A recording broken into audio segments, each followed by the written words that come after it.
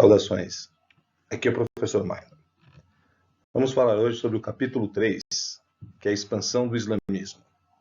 Nossos objetivos: culturais dos povos que viviam na Península Arábica por volta do século VII, estudar a formação do Império Islâmico, estudar a contribuição técnica e cultural dos muçulmanos na Península Ibérica, além de conhecer as principais características do islamismo. Espero que aproveitem. Vamos começar. O nascimento do Islã. Os povos do deserto. O islamismo é a religião com maior número de seguidores no mundo. Foi fundada por um árabe chamado Maomé, que viveu na Península Arábica no século VII. Nós podemos perceber que a Península Arábica, mostrada aí no cantinho superior da sua tela, possui um clima desértico, mas com vários oásis. Oásis são lugares arborizados, com água e árvores, com condições de vida vegetais, né, nesses locais. Os árabes eram nômades e eles eram conhecidos como sendo os beduínos. Então, toda vez que o texto se refere a beduínos, estão falando que são esses árabes nômades. Era muito comum nesses locais o cultivo de trigo, lentilha, cebola, alho e legumes. Eles também criavam cabritos e carneiros e os camelos. Os camelos não com a finalidade de alimentação ou extração de leite, mas sim para o seu transporte, por ser um animal muito resistente a esse tipo de clima.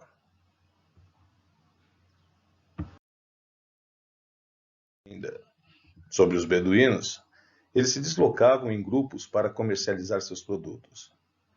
Esses grupos de deslocamento eram chamados de caravanas. O principal fato desse deslocamento ser em grupo é devido à insegurança que existia, já que o roubo nessas regiões era muito frequente. A religião dos beduínos era o politeísmo. Lembra que era o politeísmo? Era o culto a vários deuses. Seus deuses ficavam na cidade de Meca, em um templo. Meca era uma cidade muito importante por ser um centro religioso e atraía peregrinos de toda a península. Vale a pena lembrar que peregrinos são as pessoas que viajam por longas distâncias. Maomé. Maomé é tido como fundador do islamismo. Nasceu em Meca no ano de 570. Quando criança, ficou órfão e foi viver com seu avô no deserto, onde conviveu com beduínos e ainda muito jovem começou a se dedicar ao comércio e logo começou a organizar suas próprias caravanas. Aos 25, casou-se com uma viúva rica chamada Khadija e passou a administrar o negócio de sua esposa. Em suas viagens teve contato com judeus e cristãos. Acredita-se que o monoteísmo desses grupos tenha influenciado o pensamento de Maomé. De acordo com a tradição islâmica, Maomé, enquanto meditava em uma caverna no ano de 610, recebeu a visita do anjo Gabriel, trazendo uma mensagem. Há um só Deus, Alá, e um só profeta, Maomé.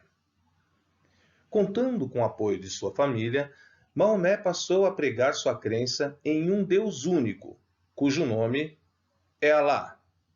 Assim nascia o islamismo.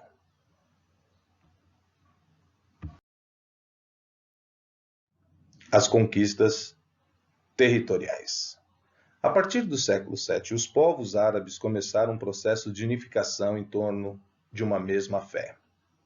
Conforme os ensinamentos de Maomé, todos deveriam ter um compromisso com Alá. Surge então o jihad, que diz que todo muçulmano deve defender o Islã, seja por meio da pregação religiosa, comportamento social ou luta armada. Esse foi um princípio que impulsionou a expansão islâmica. Ciências. Pensadores muçulmanos dão muito valor ao conhecimento. Eles resgataram obras filosóficas, literárias, científicas e técnicas dos antigos gregos. Também recuperaram obras do mundo chinês e dos indianos e difundiram isso por todo o Ocidente. Tiveram grandes influências na medicina, química, biologia, física, matemática, astronomia, arquitetura, filosofia e música. Os algarismos. Os algarismos de 0 a 9 usados até hoje foram criados pelos antigos indianos e difundidos pelos muçulmanos. O termo algarismo vem de al-Khowarizm, sábio muçulmano. Arquitetura. Os muçulmanos em regiões conquistadas construíram grandes obras, mesquitas, palácios e fortalezas, com os conhecimentos dos povos persas, egípcios, chineses e os ibéricos. Uma característica de suas obras fica por conta da grandiosidade dos edifícios, pátios, jardins e presença de muitos objetos decorativos, como tapetes, vitrais, vasos e muitos outros. Na literatura, uma das principais obras está As Mil e Uma Noites, Aladim e a Lâmpada Maravilhosa, Ali Babá e os 40 Ladrões e As 7 Viagens de Simbá, o Marujo.